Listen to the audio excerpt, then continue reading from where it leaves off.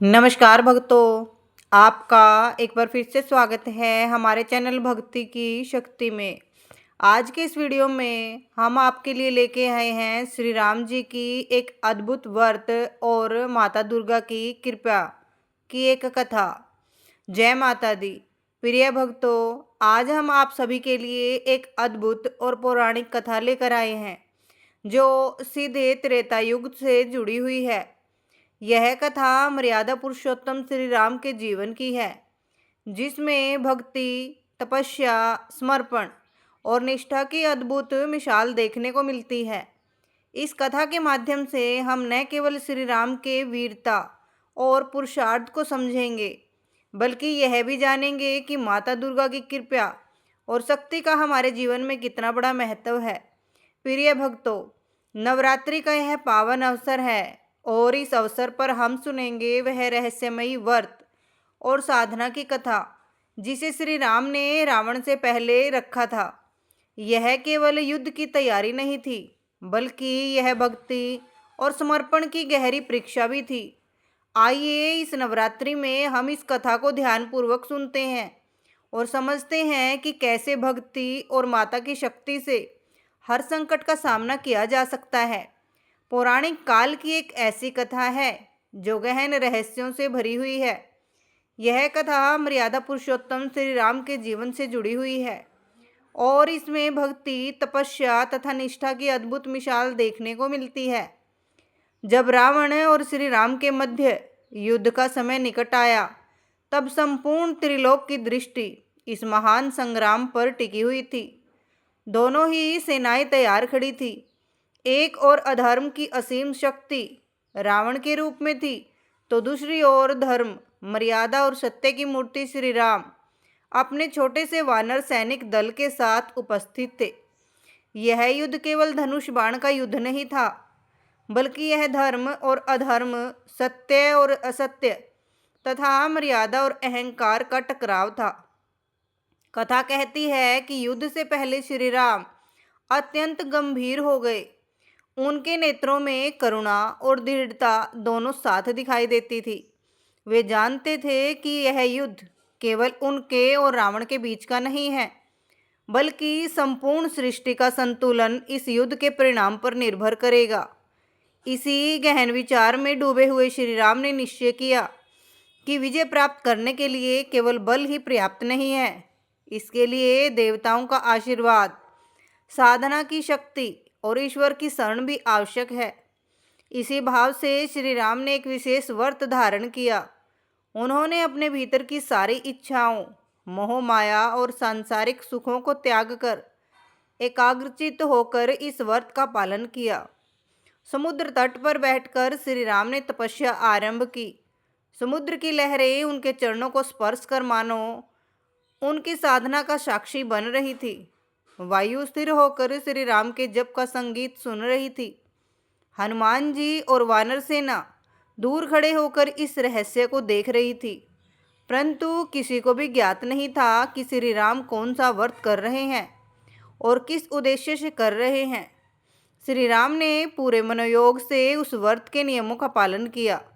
वे प्रातःकाल स्नान करके संकल्प लेते, दिन भर ध्यान और जप में लीन रहते और रात्रि में शांति से बैठकर ईश्वर का ध्यान करते। उनके मुख से केवल भगवान शिव और विष्णु के पावन नाम निकलते। इस तपस्या का प्रभाव ऐसा था कि देवताओं के लोक में भी आश्चर्य का वातावरण छा गया। देवगण आपस में चर्चा करने लगे, धर्म स्वरूप राम स्वयं ईश्वर के अवतार हैं, फिर भी वे यह कठोर व्रत क्यों कर रहे हैं। युद्ध भूमि की तैयारी चल रही थी, परंतु श्री राम का मन उस समय केवल भक्ति और व्रत में स्थिर था। लक्ष्मण जी भी सोच में पड़ गए थे कि उनके बड़े भ्राता का यह व्रत किस उद्देश्य से है। वे पूछना चाहते थे, किंतु श्री राम की गंभीरता देखकर मौन हो जाते। हनुमान जी बार बार मन में यही विचार करते कि श्री राम का यह रहस्य केवल अंत समय तक ही प्रकट होगा। समय बीतता गया और श्री राम का व्रत और कठोरता होता गया। उनकी तपस्या की गूंज त्रिलोक में फैल गई। देवता, ऋषि और यहाँ तक कि समुद्र देव भी श्री राम की इस साधना को देख भाव विभोर हो उठे। व्रत पूरा होने के बाद श्री राम के मुख पर एक अद्भुत आभा छा गई। उनके तेज को देखकर ऐसा प्रतीत हो रहा था जैसे सूर्य स्वयं उनके नेत्रों में चमक रहा हो। त्रेता युग की वह अद्भुत घड़ी थी जब मर्यादा पुरुषोत्तम श्री राम सत्य और धर्म के प्रतिमान अपने वनवास की कठिनाइयों और सीता के हरण के दुख के बाद लंका के तट पर पहुँचे। वनवास का समय कठिन और लंबा था। उन्होंने अपने पिता के आदेश का पालन किया, राज्य का सुख त्यागा और जंगल की कठोर परिस्थितियों में रहने का संकल्प लिया। उनके साथ लक्ष्मण और सीता थे और वानर मित्र भी उनके साथ थे, परंतु उस समय उन्हें अपनी सबसे बड़ी परीक्षा का सामना करना पड़ा। रावण, जो अत्यंत शक्तिशाली, चतुर और दुष्ट था, लंका भूमि में पहुंचते ही श्री राम ने देखा कि वहाँ की हवा, समुद्र की लहरें और चारों तरफ का वातावरण असामान्य था। रावण अपने कठोर तप और ब्रह्मदत्त वरदानों के कारण साधारण युद्ध से भी परे शक्तिशाली प्रतीत हो रहा था। उसके पास असंख्य अस्त्र थे, न केवल सामान्य अस्त्र बल्कि वे दिव्य अस्त्र थे जो ब्रह्मा और अन्य देवताओं के वरदान से प्राप्त हुए थे।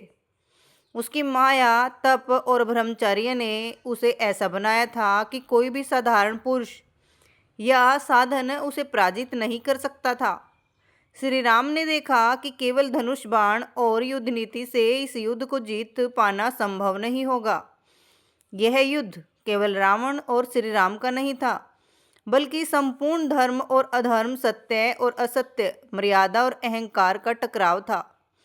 तभी श्री राम के मन में यह विचार आया कि उन्हें किसी उच्चतम शक्ति की आवश्यकता है, एक ऐसी शक्ति जो संपूर्ण ब्रह्मांड की संरक्षा कर सके, अधर्म का नाश कर सके और धर्म की स्थापना कर सके। वह शक्ति थी आदिशक्ति माँ दुर्गा। श्री राम ने गहराई से विचार किया और तय किया कि उन्हें नवरात्रि जैसा अनुष्ठान करना होगा। यह पूजा केवल समय से पहले की गई एक विशेष साधना थी जिसे अकाल बोध कहा जा सकता है। उनका उद्देश्य केवल युद्ध में तुरंत विजय प्राप्त करना नहीं था, बल्कि संपूर्ण धर्म की रक्षा सुनिश्चित करना था। उन्होंने यह महसूस किया कि पुरुषार्थ और शस्त्र बल के साथ साथ भक्ति और समर्पण की शक्ति भी आवश्यक है। इसलिए श्री राम ने बड़े ध्यान और तप के साथ माँ दुर्गा की साधना शुरू की। उन्होंने कलश स्थापित किया, हवन किया, दुर्गा सप्तशती का पाठ किया, मंत्र जाप किया और पूरे 9 दिन व्रत और भक्ति में लीन रहे। हर दिन सुबह से लेकर रात तक उनका मन केवल माता के चरणों में था।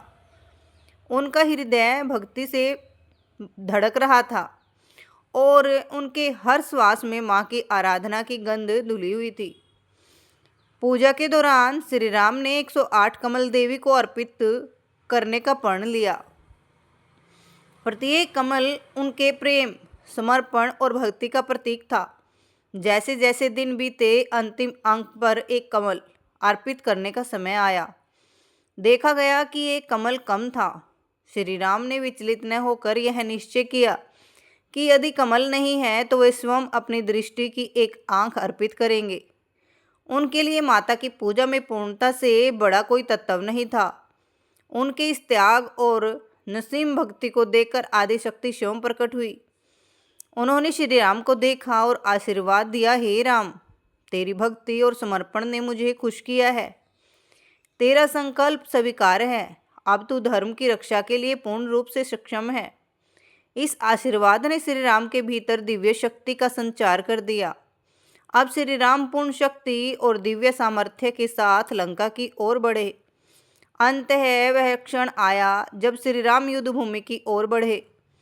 उनके भीतर असीम शक्ति, अद्भुत धैर्य और दिव्य आभा थी। उनके इस व्रत ने उन्हें आध्यात्मिक ऊर्जा और देवों का आशीर्वाद प्रदान किया।